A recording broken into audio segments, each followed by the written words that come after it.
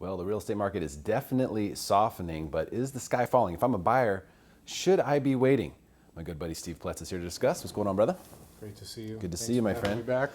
Is the sky falling? I know you're a real estate investor as well as a realtor. So I don't know what your thoughts are as an investor, but we can get to that. Yeah.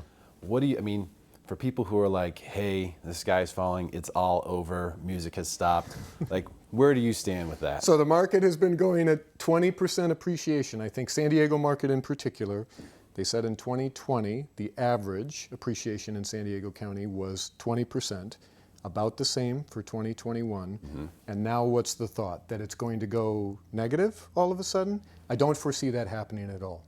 The market that we experienced the last couple of years was an unhealthy market in some ways. Certainly, if you owned a home or if you bought a home, it was nice to see all of a sudden, year over year, month over month, week over week, crazy appreciation. Oh my gosh, I've just made $50,000 in the last 6 weeks because of that other sale. That's not a market that's sustainable. Right. I would say that's not a market that's real.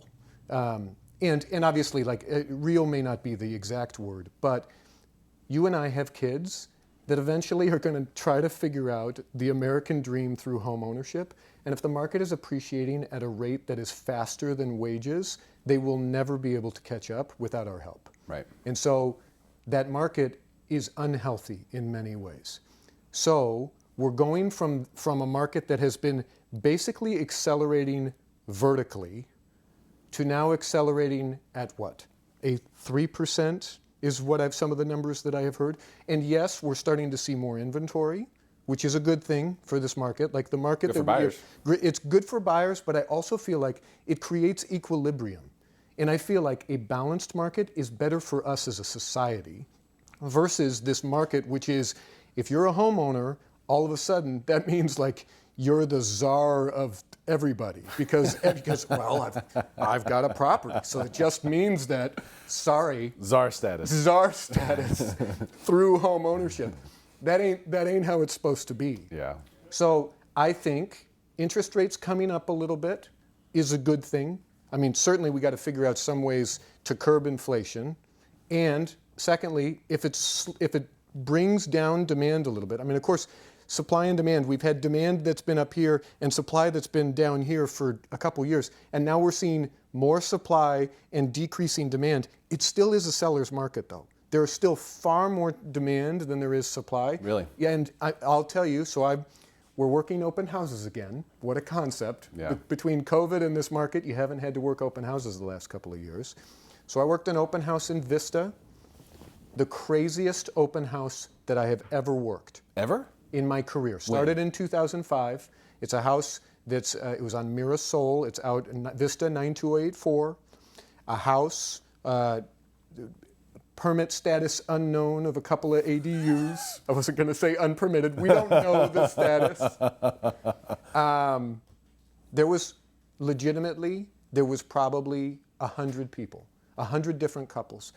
I actually broke up a fight of people that were boxed in. It's got a roundabout driveway and multiple gates, listed at 1.3, so not a crazy, this isn't like a $7 million property, but it's also not a $700,000 That's what property. I figured it would be. And madness, absolute madness. And to me, what that tells me, and I have numerous experiences of numerous listings recently where having an open house, there's 40 people through the door.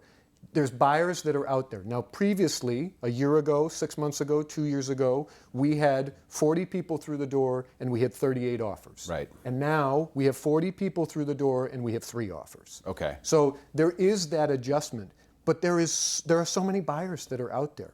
And many times in talking to buyers, as we go through an open house or we set up a showing and you see other buyers, I'm able to say, people are still around. Their money hasn't just gone away. Yeah. No, there's buyers out there. I feel like there's a lot of interest still in the market. I talk to a lot of people. Oh yeah, in your world. I'm talking to a lot of people who want to buy. But there are less, as you said, trigger pullers. Yes. So there's people who are more kicking it around. And the reason why that's important for consolidation, which is what we're doing, we've created a new norm in real estate. We've created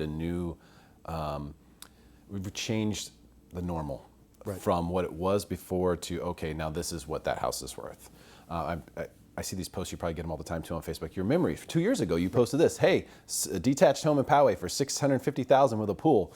You know, I thought that from like 2 years ago. Right. And that was the normal at the time. And maybe that was a hot home, but that was normal. Now that home is 1.2 or whatever. And that's the new normal. So for us to find the new normal, you need a lot of buyers on the sidelines who are watching the market, becoming familiar with it so that they can notice and recognize when a deal comes in. And that's when they get excited. And maybe they were pre-approved 9 months ago and they're actually, hey, we found a house that we like. Is our pre-approval still good? What do we need to do to get that updated? And those calls start coming in when the support comes in, when prices have gotten to that point. And I don't think we've gotten to that point yet. We might see a 5 or 10% pullback in some areas, or maybe overall to get to that point. But there are a lot of buyers out there and we need them to help us plateau. Because in order to really leg up or really sustain, we have to plateau for a little while. You can't just go like this. You can't go vertical, but I mean, your boy, Warren Buffett, who said... My boy. Doesn't he say, the quote is, be greedy when people are fearful and be fearful when people are being greedy, right? Sure. There's a lot of fear out there right now. There is. There is undercurrents of fear, whether you're talking the stock market, whether you're talking crypto, whether you're talking real estate. There's a lot of fear that's out there. Sure. And I also don't want people to think that sometimes when we look back and people say, oh, you bought a house in 2014, oh, it must have been so easy, and my goodness, you knew that the market was just going to go crazy. No, it was multiple offers then. You've been doing and in this industry and talking with realtors for decades now. And other than the brief time, like where we saw the crash 2008, 2009, typically, agents have been talking about priced correctly, there are multiple offers, and things are going crazy. And so what's interesting to me is, so now all of a sudden there's this discussion of maybe a shift. Maybe there's going to be some opportunity. And buyers are feeling like, well, maybe I want to wait. Maybe I want to see what happens. Right. And this is the time to remember, for those of us that are going to live through a couple more cycles, the idea, the thought process of, well, Steve or Derrick or anybody else, call me when things start to adjust because then I'm going to really jump in. No, you're not. You're going to be like the group, and the group goes, should maybe I shouldn't get into this market. Maybe I should wait. Now is a great opportunity. So to the original question as you started here, is the sky falling? Depends on who you are, and it depends on your own mindset. If your plan is you're going to buy this house and you're going to flip it, I don't know. Depends on the circumstance, depends on the property, depends on a lot of different things.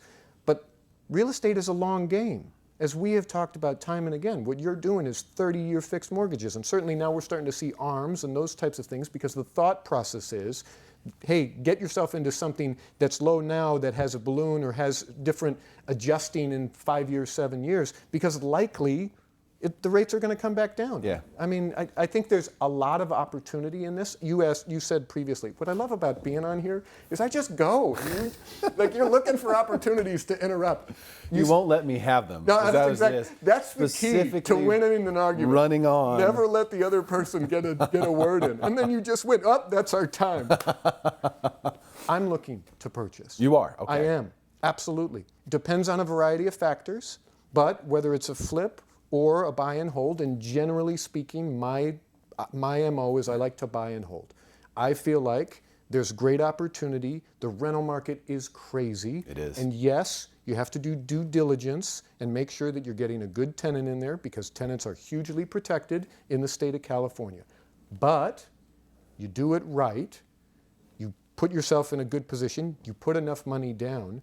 I still think, like looking at places, if I had hypothetically $500,000 and looking where to invest it, I mean, what? Put it in cash, hold it in bonds? The best investment, I think, right now is an ADU, if you have the ability to and I loved what you said there. When you posted that and talked about that in a previous video, I completely agree that if you can do that because it adds value to your own home, and on top of that, you get the rental property. Yeah. I mean, I think that's a no-brainer. Now, not everybody lives in a situation where they can do that or where they can do it well enough that somebody can have separate access and not be in their space. You and I have kids, If we're renting it out to somebody that we found on Craigslist, that's an exaggeration, but like I don't want to see them every day. I don't want them around my kids every day. But if there's a circumstance where we can have a separate entrance for these types of things, then by all means, it totally makes sense. Yeah, I mean, if you have the ability, if you have the capacity to do an ADU, no brainer. Right. If you don't, then yeah, maybe you can be pickier now. Maybe you can wait a little bit. Here's the problem. There's the reason why buyers wait is because they want to buy when they think something's going up, right? That's when it makes sense to buy. I want to buy it when it's going up. But with real estate, we aren't trading the house usually. You're flipping the house. So we don't necessarily want to buy on momentum because we're planning on holding this thing for 5-10 years. Right. With when you see a dip, it's always the hardest. And by the way, Warren Buffett's not my boy. He may be the Oracle of Omaha. I'm the Oracle of Missouri. We are not I stand corrected. We are not the same. No, and I have respect for Warren Buffett, what he's done, and his ability to buy when it looks like a bad time to buy. Right. That's really the best time to buy something is when you look at it and you go, ugh, I want nothing to do with that. Or even better, if your gut is telling you, oh my God, I want to sell that. I want to sell that Bitcoin. I want to sell that house. I want to sell that stock. Usually, not always, but usually that's actually the correct time to buy. Right. That is very, very hard to train yourself to do. You have to make mistakes. Usually, you have to make that mistake and go, oh, I have to sell, the pain's too much. And then 6 weeks later, look at it and you go, oh, it's up 65% since I sold it. Why did I do that? I'll tell you, I represent a couple of investors that they've told me their favorite market to buy in, high interest rates, low prices. Mm-hmm. Because they feel like I can always change the rate. I can always refinance. Really what I'm looking for is low prices. And what many of them have talked about, and I said, well, that's second best, right? Because low interest rates and low prices. And they said, but there's more competition in that market. True. In low interest rates and low prices, generally speaking, there's a huge amount of demand. Now, low prices and high interest rates, there still is demand, but there's less, and there's more fear in that market. And so for me, these investors talking, it gives me more opportunity to So what if do it. What if more fear comes to the markets? I think we're going to officially be in a recession next week on Friday when we get through the second quarter. We've got a negative GDP for the first quarter this year. We have a negative. We need 2 in a row, right? 2 in a row, and I think we've got that. So we'll be in a recession. So then you're going to actually start to hear there maybe some people who haven't heard that yet, or I don't know how well marketed it's been overall. I think most people who are looking and seeking out news are seeing and hearing the word recession. Maybe some people haven't heard it yet. So if we do actually officially become into a recession, a lot of people believe that, well, if we're in a recession, then that means everything goes to hell in a handbasket.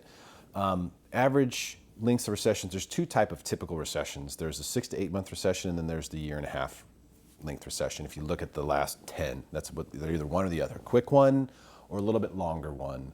The crash 2008 was one of the longer ones. It was about a 1.5 year recession. And the one prior to that, the COVID one was shorter. That one is a blip and an anomaly that I don't want to look at. It was basically, 2 months? Yeah, we can't really look at that one technically, in my opinion, because it's just such an anomaly. But then the one prior to 2008 was more of a 6 to 8 monther. And I think, that's probably what we're looking at here, a 6 to 8 monther. So that maybe takes us through the end of this year, through the first quarter next year, probably somewhere in there. But that's a lot of time for fear to kind of build and for things to get ugly. So are you not worried at all that things might get worse? Well, so a couple of things. Number one, I would say as a society, we're not very well versed on what a recession means. Right. A recession doesn't necessarily mean a housing crisis. And those things don't always go hand in hand. As I'm sure you've looked at numerous data that talks about the recessions that are happening and what's happening with housing at that time. Yeah. Again, looking at the basics, and you have a really in-depth knowledge when it comes to looking at the financial world. In my opinion, real estate can be more simplified to simply how many buyers are actively in this market looking to buy and how many sellers have a home to sell, and how can we match those people up? Basic supply and demand. Right now, we still are in a situation where demand outweighs supply. And so it's possible that as the recession word comes out, that maybe that adds more fear and more buyers go away. And maybe what that means is as that fear comes in, more sellers feel like, now I need to do it now. we're going to miss it. Maybe we already did, but this payment, but whatever, let's go to the market. At least in the short term, what we've had, in my opinion, is such a huge run-up in values, in equity, that if somebody hasn't pulled out a significant amount of equity in the last couple of years, they're going to be able to make money. And so you've talked previously, years past, comp bombs and these different types of things. Have you seen any of those? I haven't seen any yet, but because I would say most sellers aren't in a situation where they feel like no matter what, I need out. And even if they are in that situation, trust sales, property that's inherited, divorce sales sometimes, but typically there might be motivation to price it correctly, but then something that's priced correctly still gets a lot of activity. I mean, I'll tell you right now, 6 listings, 6 in escrow, all but one are at or over asking price, and the other one is $10,000 below asking price, over $1 million. Now that said, I'm trying to not take the micro of my business for the macro of what's going on overall. But that's what you know. That's what your experience is. But that's my experience, and my experience is 40 and 50 people walking through open houses. There's a lot of people that are kind of on that fence. And to your point, maybe there'll be a circumstance where the word recession, the fear that gets added in, it will take people off of the fence into the, okay, I'm going to sit it out and wait and see. But I think a lot of it goes back to our previous conversation talking about, was 2003, 4, and 5 a good time to buy? And as we talked about, it's pretty much, it's always a good time to buy. There's terrible times to sell. Correct. If you bought in 2005 and you sold in 2009, now you look like, that looks like a terrible investment. But if you bought in 2005 and you still own it today, not only has the value gone up significantly, but you're 17 years down the way. So again, assuming that you didn't refinance and assuming that you were in a 30-year fixed, you're 13 years away from owning it out free and clear anyways. Yeah. So it'll be interesting to see, but it's definitely something that I am talking to a lot of clients about, a lot of buyers about, that real estate this isn't a short-term gain. And I agree with you, nobody wants to buy today and then in 3 years discover that the value has gone down $100,000. But what's the alternative? You're going to spend rent, and as we talked about, rent is crazy. Yeah. And you spend $3,000 a month, more rounding. We'll round down this time. $33,000 a year gets you to $100,000. So you can buy something today and the market you're thinking is going to go down what kind of number, versus you spend $100,000 over the next 3 years, what, waiting for the bottom, waiting for it to slowly start coming up? You got to time it perfect. The risk to renting is significantly more than what people think it is. There's no question about it, just mathematically. Yes. But when the question mark for me with sellers, because sellers are really going to dictate this, I think. You know, if sellers come to the table in droves, that's a problem. And so with sellers, they have a lot of equity. A lot of them have 2.75% fixed too. Right. That's the other thing we can't forget about, you know, the previous years. I mean, rates didn't start going up till January, really. So, you know, prior to that, everyone who got a loan is in really good shape. I mean, really, really good shape. So they have equity and a really low rate. So what does that mean? That means that looking at selling and buying something else is not going to look as good as what they have. So right. It causes more people to want to hang on. Yes. And I've seen that happen. People are like, yeah, I'm ready to get this place. I want to move to that neighborhood. And we run the numbers and they're just like, gosh, it's too much. I have such a good deal. Same loan amount, twice the payment kind of stuff. Exactly. Yes. Crazy stuff like that where it's like, so I'd have to take all of my equity, put it into this, and my payment's still going to go up $2,000 a month. Right. So a lot of those sellers aren't going to sell. But if they did, there's room for them to take lower than market value and still make money. Absolutely. And so that's where the question mark is for me. If we're going to see prices come down, it's going to be those sellers who make that determination, not the people who bought 3 months ago when rates are higher. Right. But it's those people, and they're still going to be okay if they have to do that.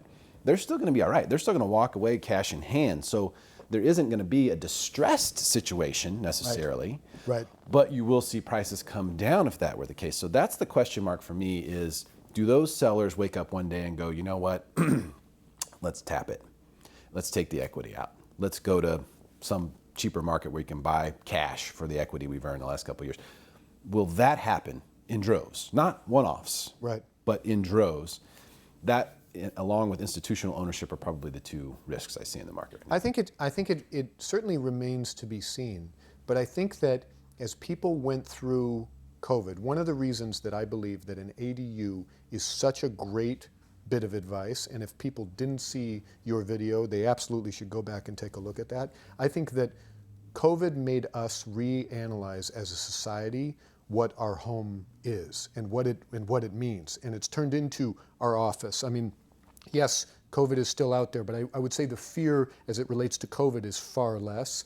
And still people are working remotely a significant amount. Things didn't change. Things haven't changed. And so the idea of an ADU, I think the idea of, well, what are we going to do as a family? We need somewhere to put mom and dad. Talking about that Mirasol property with these permits unknown. I think that's the drive, is the drive of let's reevaluate. Let's circle the wagons a little bit, and let's think about family being important. So to answer your question, will sellers in droves sell their house and move away? They're not going to move away from their family, in my opinion. I think the place that they may move closer to family, that if I have clients moving from Vista, son is in Texas, they're going out there because they feel like we've got equity and we're 75 years old anyways, we'd rather be close to our kids and grandkids. There will be that movement, but I think that there's going to be a big push to let's get together. And I think we're going to see multi-generational living. I certainly agree with you that situations of we're in a good interest rate, we've got a lot of equity, let's figure out whether it's drawing on some of that as part of a HELOC to build a second space. I think that's where this market is going to go. I'm going to be very interested in come Friday. I think it'll be interesting to just watch. Next week, yep, let's see. Steve Ploetz, thank you for your time, man. It's always great to have you. Appreciate your insights, always good to see you. And hey, share this video with your friends. Let's help make them smarter than everyone else.